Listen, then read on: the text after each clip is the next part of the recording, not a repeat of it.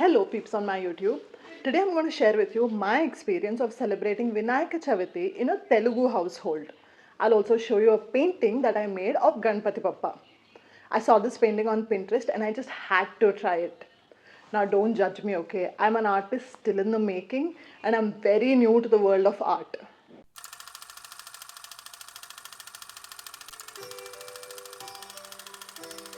So in this video, while I reminisce some of my favorite memories of the festival, I will also tell you how I ruined 5 hours of my hard work on this painting with just one tiny mistake. Before that, story time. Ganesh Chaturthi is that one festival at my place that we celebrate properly, like with the whole family. See this right here? This is a mistake I was talking about. Painting over the ice. I will tell you why later in the video. Obviously, prep starts the previous day. We get the clay Ganesh idol first. Then for the decor, we get a godugu, which is a chhatri, a mala, palavelli, which is a wooden frame that you hang above the idol and decorate it with patri, flowers and some fruits. For the patri, Amma and I used to go around in our colony to pick whatever we could find.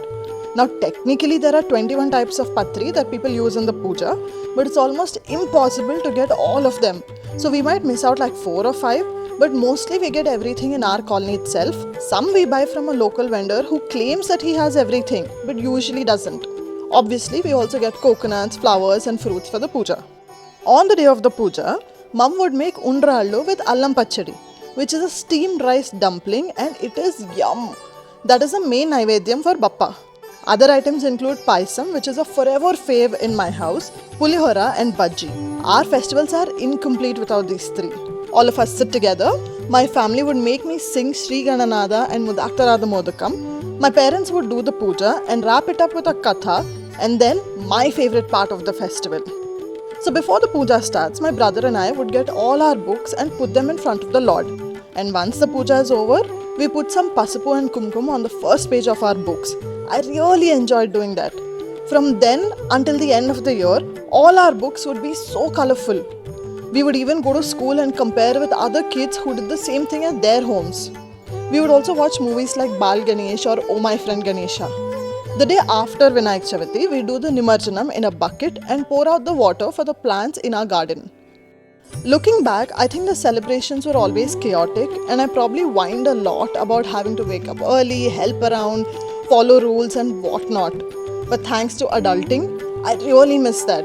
I miss being at home and I'm able to appreciate all that better. Now coming to what happened with this video and how I became my own enemy. Remember earlier in the video I'd said it was a mistake when I painted over the ice? That's because I'm not that great at drawing and ice are a natural weakness. Once I painted over it, I had to draw the ice again, but it's more difficult now because I can't even erase it. I'd actually stopped recording at this point because I was super upset with the result because 5 hours went down the drain, but basically I drew the ice very badly. To correct that, I put paint on top of the marker drawing, which just turned my skin color paint black. I put multiple coats of the paint only for it to get worse.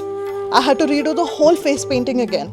I tried practicing ice on a paper multiple times and after taking a break to clear my head, I did the ice at 12 in the night because I would not be able to sleep if I didn't finish it.